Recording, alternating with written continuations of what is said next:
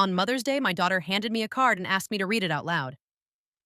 Roses are red, violets are blue. You're a heavy burden. No one wants you here. Everyone laughed. My name is Grace. I'm 74 years old. That was the worst humiliation of my life. That Sunday morning, I arrived at my daughter Danielle's house wearing my favorite green dress, the one that always made me feel elegant. I brought flowers and treats for my grandkids. They hugged me tightly, and for a brief moment, I felt loved.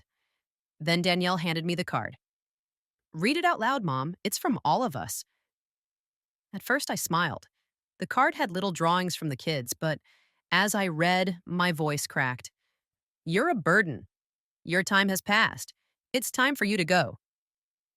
The room went silent. Then laughter. My son-in-law laughed openly. Danielle laughed behind her hand. Even the kids giggled, copying the adults. It's just a joke, Danielle said. Don't be so dramatic. Then came the real blow. Maybe it's time you consider senior living, she added. You know, other options.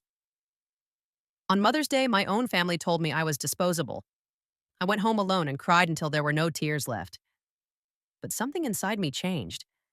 That humiliation woke me up. I started remembering everything. Danielle's father abandoned us when she was 3. I raised her alone. I worked double shifts at a textile mill, destroyed my hands, sold my mother's jewelry to pay for her education. I paid for half her wedding. I gave them $25,000 for their house. When the grandkids were born, I became their free babysitter. Every morning at 6 a.m., I walked 6 blocks to care for them. Danielle used to say, I don't know what we'd do without you, Mom. But gratitude slowly turned into irritation.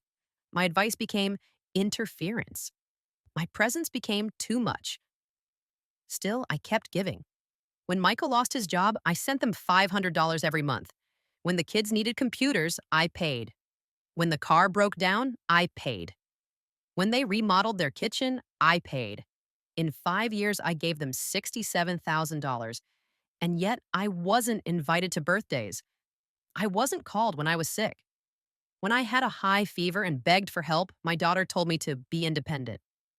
A neighbor brought me soup. My own child didn't call once. Then, 3 months ago, I overheard Michael on the phone. She's getting dependent. We're looking for a proper place for her. A proper place, like old furniture. What they didn't know was the truth. I wasn't poor.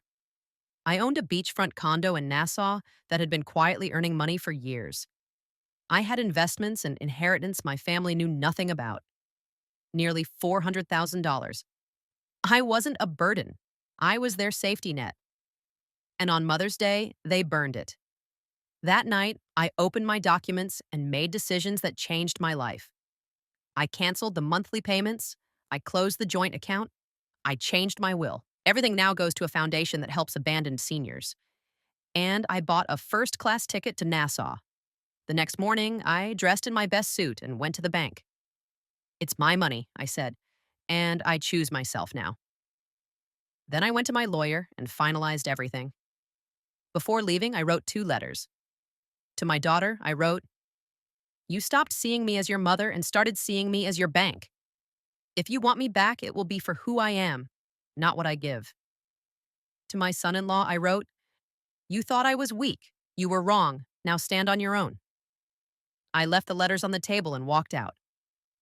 At 74 years old, I learned the most important lesson of my life. You teach people how to treat you by what you tolerate. I tolerated disrespect because I feared being alone. But loneliness is better than being used. I wasn't abandoned. I was finally free. And for the first time in years, I was excited about my future.